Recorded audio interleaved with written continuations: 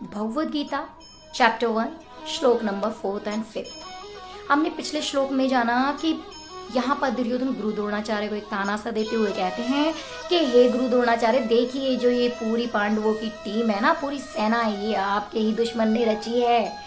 लेकिन अब आगे क्या कहते हैं, अब उनको और भी डर है। उन्हें डर क्यों है? क्योंकि उसमें एक बहुत बड़े बड़े महारथी हैं। तो महारथी का नाम लेते हुए कहता है कि अत्रशूरा महेश्वासा भीम अर्जुन समायुधि युयुधानो विराटश्च द्रुपदश्च महारथ। भीम अर्जुन समायुधि, आपके मुंह से सबसे पहले किसका नाम निकलता है? आपके मुंह से सबसे पहले उसका नाम निकलता है जिससे आप सबसे ज्यादा डरते हैं। तो यहाँ पर भी दुर्योधन भीम से सबसे ज्यादा डरते थे, क्योंकि उन्होंने प्रतिज्ञा ली थी, एक नहीं दो दो, वो दुर्योधन को मारकर ही चैन लेंगे। दूसरा, और जिसने द्रौपदी के केशों को हाथ लगाया दुशासन, उसका खून पीकर ही अपने आप को सफल समझेंगे, वरना तब तक चैन से नहीं रहेंगे। उनकी ये पहले से प्रतिज्ञा थी, तो इसलिए दुर्योधन उनसे बहुत डरते थे। उसके बाद बात आती है अर्जुन की। अर्जुन के बारे में तो जितना कहा जाए उतना ही कम है। कौन है अर्जुन? अर्जुन वो हैं जिनके सारथी भगवान श्री कृष्ण है कोई दुनिया में ऐसा? अपने आप को इस तरीके का बना के देखिए तो सही कि भगवान स्वयं आपके सारथी बन जाए। फिर बात आती है युयुधानो की। युयुधानो कौन था? युयुधानो सुनने में अलग सा लग रहा है, बट है कौन ये? युयुधानो थे भगवान श्री कृष्ण के सारथी। वहाँ सभी महारथी थे, सभी स्पेशल लोग थे, ठीक है। अब बात आती है जय विजय की। देखिए, जय विजय कौन थे? भगवान विष्णु के द्वारपाल थे। इन्होंने धरती पर कई बार हर युग में लगभग जन्म लिया है। तो भगवान के हाथों से मृत्यु पाना भी कोई छोटी बात नहीं है। कौन थे वो जय विजय?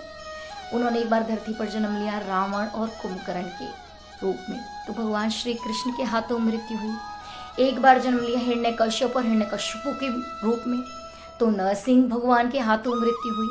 तो वो भी धरती पर आते हैं, कुछ ऐसी चीज़ें होती हैं, क्रियाएं होती हैं, ये पहले से सारी चीज़ें सेट हुई होती हैं। ये हमारे पीछे का सीन होता है जो भगवान करते हैं, हमें पता ही नहीं होता हमारे साथ क्या हो रहा है। हम एक नाटक की तरह इस जिंदगी में आकर रोल प्ले करते रहते हैं। हमें लगता है हम सब कुछ कर रहे हैं। नो, वो सब कुछ कर रहे हैं, हम तो बस एक रोल अदा कर रहे हैं, ठीक है। हम अपना कर्म कर रहे हैं, फल कैसे होगा, क्या होगा, वो सब वही देखेंगे।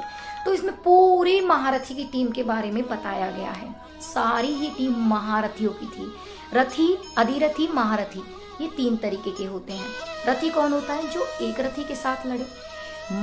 अधिरथी वो होता है जो बहुत सारे लोगों के साथ एक साथ लड़ता है। और महारथी वो होता है जो हजारों लोगों के साथ अकेला युद्ध को जीत कर आता है, वो महारथी होता है। तो हमारी हिस्ट्री में ज़्यादातर महारथी ही रहे हैं। क्या आपको नहीं लगता कि भगवद गीता रियलिटी में एक इंटरेस्टिंग ग्रंथ है, जो हमें वो सब कुछ देती है, वो ज्ञान देती है, वो बुद्धि का एक सागर है, वो समुंदर है, जो हमें शायद बहुत सारे ग्रंथों को पढ़कर मिलेगा। इसमें हम अकेले ही ग्रंथ में, इसे वेदों का सार कहा जाता है। मध्वाचार्य ने इसे वेदों का सार कहा है। तो प्लीज़ कनेक्ट हुई भगवद गीता से, अपने जीवन को सफल बनाइए, अपनी समस्याओं को सुलझाइए। आपके साथ इसी तरीके से मैं बनी रहूँगी। गीता। धन्यवाद।